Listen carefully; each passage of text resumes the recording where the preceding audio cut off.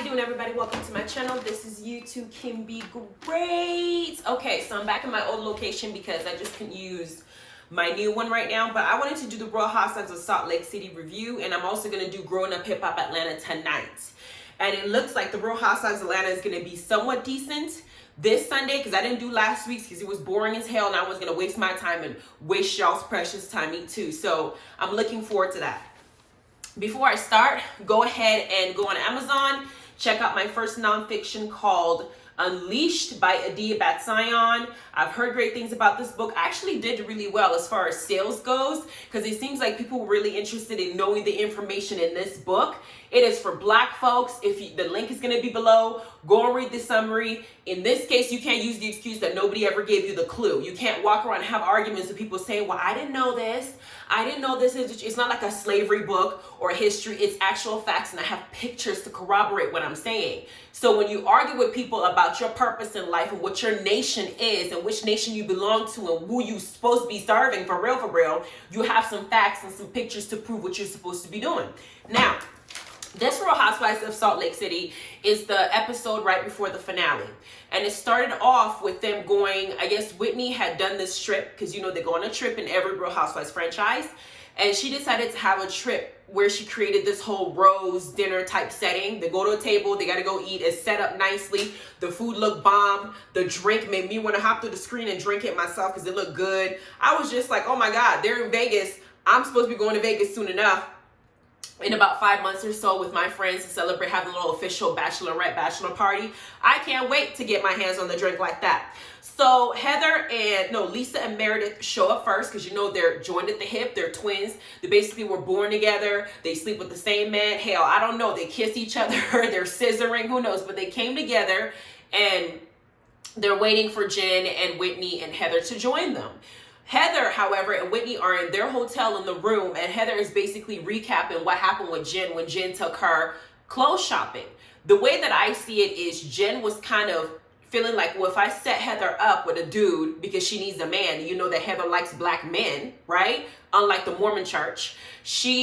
After she does it and take her out to go and eat and pamper her, then Heather will be willing to throw Whitney under the bus and just say, screw her. Jen has been so nice to me. She was basically trying to bribe her for her friendship, and I did not appreciate that. But Heather was able to peep that two-faced behavior, went and told Whitney, yo, even though we sat outside in a hot tub in a damn cold, up in the middle of nowhere, waiting for bears to come and search us out and eat us, with the camera people that she was splashing water in their face, she sat up there and blamed you about, for the behavior she exhibited at her husband's birthday party, throwing drinks everywhere, acting a fucking fool and screaming, saying that people are talking shit about her when she's talking shit about everybody else on the show. All that dramatic she did, and she cried, and she, tried to make you feel guilty for something that wasn't your fault. You apologized to her anyway, and she agreed to move on. But guess what, Heffa? She has not moved on. And because she took me on all this shopping spree and she got me a man, she's basically trying to coerce me into basically throwing you to the side.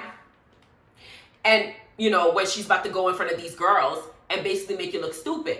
Then Whitney says, she's being two-faced to me because she called me this morning acting like we're friends, trying to warn me about Lisa, coming at me when we go to this rose dinner. Which is it? Does Jen like me or not? So they end up going downstairs. But before they get to Jen and Lisa and Meredith, Jen had already joined the rose party dinner wearing all green. She shows up there looking like, I'm about to fuck up this dinner, like I'll fuck up every other gathering you go to. I'm going to screw this one up too. I know what I'm about to talk about here. Jen seems to be holding a torch. She really wants to be in with Lisa and Meredith, because to her, those are the cool girls. She wants to be in with them. But the problem is she wants them to look her in their face and lie to her and said that they didn't call Mary and basically tell Mary that they're afraid of her. She wants them to lie to her, basically saying Whitney was the one lying, so she can now project all her anger onto Whitney, because she doesn't care today and tomorrow whether she's Whitney's friend. She wants to be friends with the girls that she just heard are talking behind her back. She came there, and when Meredith and Lisa said, hey, last episode we made up with Whitney apologized. She said that she should have come straight to us and asked us about it instead of just spreading what Mary told her, which was the truth. So we decided to just move forward without actually addressing the situation, whether we were talking shit about you or not. Jen decides to get mad, but the way that she articulates her anger doesn't make sense. It's coming off as somebody crazy. because she doesn't want to come right out and say, I want to know if you heifers were out there telling Mary that you're afraid of me.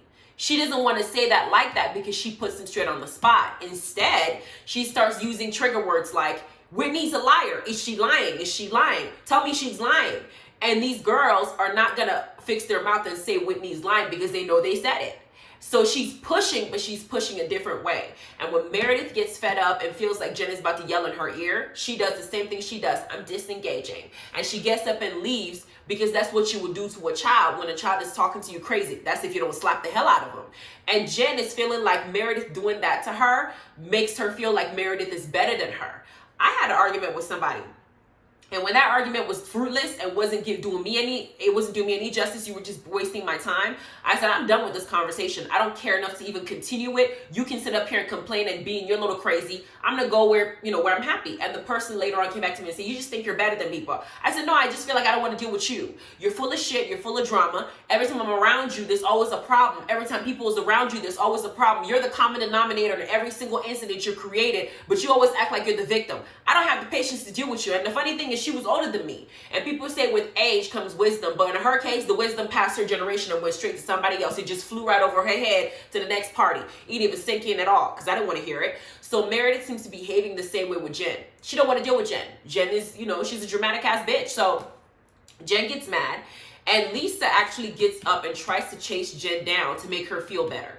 But before the chasing happened, here comes Heather and Whitney into the situation, not knowing what had happened. So Whitney walks in, and Jen does what she did to White Whitney.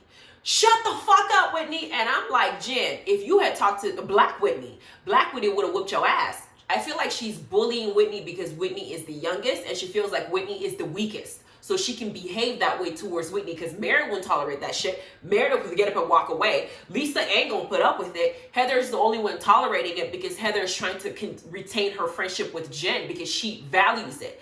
Everybody else in that scene, if Jen behaves the way she behaved, they'll cut her off and they wouldn't even care if she's there or not. So she's picking and choosing who she chooses to act a fool with. She gets in Whitney's face. Heather decides to jump in and defend Whitney, talking about don't come at her like that because you feel like you can intimidate her. Get the hell out of her face. Jen is like, pick your sides, just basically acting a fool. And she ends up pushing Heather. And I'm like, girl, Heather's better than me, child. Because one push, hell, not even a push. If you came to my face like you did with Whitney, I would have floored you. I would have made your eye match your hair color you had in your head. I would have knocked your hips correct. I would have made your shoulders punch them enough so that way they can just basically make you look like you're supposed to be. Look, I would have rearranged your whole body because you are not the way that you act and the way that you carry yourself. You are not a Kardashian heifer. You don't look like it. All the surgeries you didn't have in your face makes you look even worse without makeup. So for me, I feel like Jen doesn't act like a decent human being towards Whitney, and she picks and chooses who she wants to bully. Then she leaves, and apparently after all that nonsense, Lisa had chased her out to make her feel better. Lisa comes back to now basically address Whitney and Heather and tell them the reason why Jen is acting a fucking fool. And Lisa says, Whitney, I don't think you understand the severity of the situation because she went home and it affected her marriage. No, it's not Whitney's fault. She affected her marriage because even her husband was embarrassed that she would even do that at the party she's planning for him. So it's not Whitney's fault. It's Jen's fault for basically overreacting instead of waiting for it. Whitney was clearly drunk. Okay, she shouldn't have done that, but your behavior was off the chain. So then Whitney's like, you know what? If this girl's gonna keep blaming me for stuff and not really accepting my apology and move on, I'm gonna be messy as hell. Lisa, guess what? Jen has been talking shit about you behind your back from the very beginning. Let's take Meredith as an example. She's been insinuating a lot of bullshit about Meredith's marriage that we already know is true because Meredith was fucking different people while they were separated from Seth. But let's not tell the real story. All you need to know is Jen has been the one telling people about her marriage and trying to basically put it in my ear so I can go and spread that rumor. Now Lisa is pissed and she's wondering what the hell Jen is saying about her because Lisa makes it all about her every single time. So they leave the situation. Lisa, Meredith, Heather, and Whitney meet up in a hotel room. And in this hotel room, Lisa then expresses how she feels about Jen and how she don't want to be friends with Jen anymore because Jen is not trustworthy, reliable, and she's full of shit and causes a lot of drama in the group, and she's just tired of it.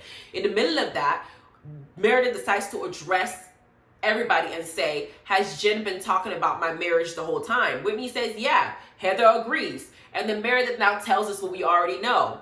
she and Seth are separated consistently for a number of years. When they do separate, she goes and she spreads it wide and spreads her legs up for complete strangers, uses the fights that she has with Seth to use it as a free pass to go and do wherever she wants to do, because they have been separated and Meredith needs several dicks in her life. Seth is not enough. So for Jen to be in her business because her marriage is not working out is a problem, because Meredith, the girl who's disengaged, is a super freak, and she just let us know that she will have sex with whoever she wants to have sex with. Is nobody's business. Whatever is going on with her and Seth, they're good now. When she gets tired with his peen, she's gonna go find somebody else's because she can do it, and that's the marriage that they have. And again, Lisa makes it about herself. She turns around and she says, I'm her best friend and I don't know any of this stuff. I feel like I'm finding out along with everybody else. I should be more important than them. She should have at least trusted me enough to tell me that she's a slut when her and Seth break up. Why on earth am I finding out in front of Heather and Whitney? They're not as important, especially Whitney. I don't even like Whitney most of the time.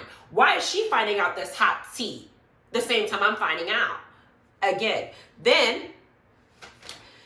they basically discuss this, and then I noticed in the midst of this conversation, Heather is still defending Jen and saying that everybody has good in them and everybody has a redeeming quality. You just have to catch Jen on a good day. Maybe in the spring you catch her, but in the winter, leave her ass out in the storm to get frozen. Then we got Jen sending a text to everybody telling them that she's leaving Vegas, and she also personally sent a text to Heather saying that she's done, right? In the midst of all this, Lisa decides to call Mary while Mary's in her old-fashioned design house, her grandmama's home, with her grandmama's spirit all in that house. She's using all her grandmama's stuff, including that old-ass mirror and those old-ass clothes. She's at home and she's FaceTiming Lisa, and they're talking, and Mary says, when people show you who they are, believe them, because I told y'all ass that Jen is crazy and she was gonna fuck up that entire trip and I don't want to be part of it. So you got what you asked for. And Mary at this point is completely done with Jen. I can't wait to the reunion because Mary's gonna have a whole mouthful to tell that heifer. Then we get to the scene 6 when Whitney basically tells them that she tells Lisa and Meredith that she has a surprise for them, but she's not going to tell them what it is. She's waiting for Heather to come join them.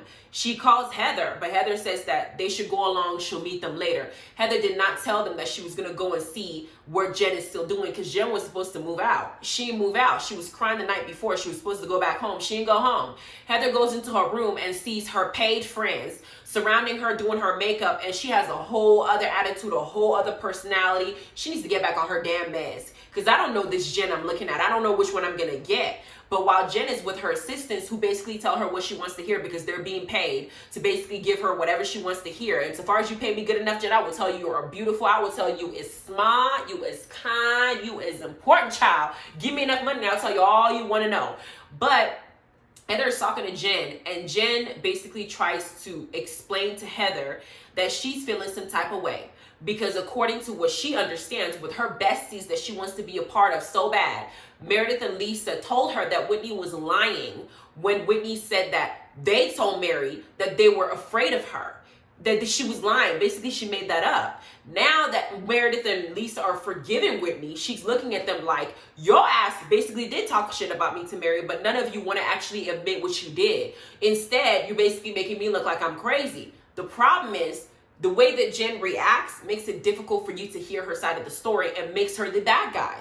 Heather is now having a problem with her because she was there when Jen told Whitney that she had moved forward. And now that Heather feels played and feels manipulated, she's not on Jen's side no more. She said, Jen, you're the one that started this problem. You need to take responsibility because it's your fault. You did this too. You have a role to play. You don't have clean hands. Jen didn't want to hear it.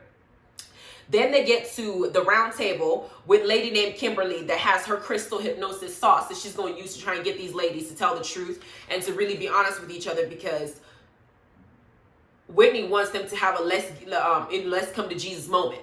So they're all sitting around there. While they're sitting there, Jen and Heather come walking in, and you just feel this energy shift. You look at Mary's face, and she was like, I don't have any fucks to give to this bitch. I'm done with her. She's telling people that I'm out here being a hoe when I want to look like a Christian. Not a Christian. I want to look like a God-fearing woman. I don't want nobody to know that I'm out here swinging in my marriage, child. You put me on blast, and you did it while the cameras are still on. I got to go home and explain to my son why I'm out here fucking everything with a pulse when Seth and I are separated. Bitch, I don't like you no more. So Jen comes walking in, and Kimberly has them put their hands out. She puts some balls in their hands, and Whitney's over here loving every ball she got in her hand. She loves balls. She admitted she does. Then we go off to the next scene where Kimberly's now trying to get them to basically open up and talk about how they feel. Meredith and Lisa are now basically being held because here we go, Jen crying and trying to explain to them that she feels played because she doesn't know who's lying. Is Whitney lying when Whitney told her that they're over here talking to Mary behind her back about her? Or are you guys lying? Did you not say it? Lisa and Meredith are experts at deflection because Meredith did not say, hey, yes, I did tell Mary that I'm afraid of you. So what? Or Whitney is lying, but I chose to forgive her. So what? She didn't say that. Instead, she said, I've heard that you were talking bad about my marriage. So that throws Jen completely off her game because deflection usually does that. Gaslighting usually does that if you don't know what's happening to you, right? So here we go. So Jen is now thrown off and Jen is on the defense. So Jen starts lying. I didn't say that, but Whitney is right next to her talking about false bullshit. You've been saying that this whole time and da-da-da-da-da. So now Jen's got to figure out how to get her ass out of this, but she couldn't do it properly. So Kimberly, Miss Crystal Hypnosis lady, decides to basically walk her into how to apologize to somebody as if she's a damn child, because clearly Kimberly observes Jen as behaving like a damn child. So she basically says, you have to apologize, but when you apologize, darling, you have to make sure that your apology doesn't come with a but. That is like talking to a child. Like, you're supposed to know how to apologize to somebody. So here's Jen trying to apologize to Meredith again, saying that she's loyal, saying that she trusts her friends, that she wants loyalty back, and that she would never want to hurt Meredith and da-da-da-da-da. They get past it, but now Jen in her mind is thinking, which one of these heifers told Meredith that I was the one saying this shit? In her mind, she blamed Heather. So she doesn't know it's Whitney. So they're asking questions like, let's see who trusts who. Then Kimberly says, who doesn't trust Meredith? Nobody raised their hand. Who doesn't trust Lisa? Nobody raised their hand. Who doesn't trust Whitney? I don't think anybody raised their hand at this point. But then they ask, who doesn't trust Jen? Every damn body, both Heather, Whitney, Meredith, they all raised their hand that they don't trust Jen. So Jen is feeling like she's now the bad guy, and that instead of Mary being the bone of contention like she wanted, now it's her being the bone of contention in the group. So they look at her, then they ask, who doesn't trust Heather? Jen is the only one that raises her hand. So of course Heather's feeling some type of way now, because Heather's feeling like, I defended her to these girls. I'm the only one willing to be friends with her. Heather doesn't know that Jen is probably blaming her for Meredith knowing that she was talking shit, because probably Jen doesn't remember that she told Whitney during her pole dancing class about that. She feels like the only person she told about what she thought with Meredith was Heather, so she's blaming her. And so now Heather is at the point where she's like, you know what? You're about to fuck up our friendship, which means that you're about to be left in the corner. Whitney decides to get up because she says, I don't want this energy around me. I'm moving to the next side of I'm leaving. You can stay in this little block by yourself. It ain't me. Whitney knows how to play the game. Before, she was the bad guy. To clean it up, she became messy. Before, Mary was the one that we're talking about in the first couple episodes because of her little scandal in her family. Now it's Jen. Jen, going into the finale, is now the person that everybody's looking like crazy. And I can't wait to the reunion until they replay everything back so she can see how she was acting and what everybody was saying behind her back and how she was behaving and all the stuff that she don't seem to recall that she said in the first place. So I can't wait for the finale because I want to get to the reunion. This episode, I think, was a lot better than some of the episodes that we've had previously. I was very happy to watch it. It wasn't boring like that to me, so I decided to review it. Now, they have showed the Married to Medicine, I believe season 8 without Mariah. They're supposed to start March 7th. I'm going to be reviewing it. And we find out that Scott and Contessa's marriage is about to be breaking down in its entirety. I felt like this show was not good for them. It was going to break them apart. They were going in a volatile stage. And we find out that Scott has been getting naked photos from women, and we don't know if he's out there swinging. In addition to that, Quad is bringing all these recycled ass friends that were on the franchise before, and they replaced Mariah with a bootleg version of her with another Indian lady. Because you know Mariah was married to Aiden, and Aiden is Indian. And she's probably part Indian. They replaced her ass with somebody that's supposed to be the it girl that ain't black. And Bravo's supposed to be like all about, oh, we're not racist, all this stuff. Y'all took out Mariah, y'all gonna make the show boring. Real Housewives of Atlanta took out Nene, and they took out Phaedra, they took out Kim, and they took out Sheree, and I'm struggling to watch what's happening, okay? So I feel like, Bravo, you're about to lose all your watchers, your viewers. If you keep acting a fool, get it right and pick the right people for these shows. You guys have a good day. I'll see y'all tonight for Growing Up Hip Hop Atlanta.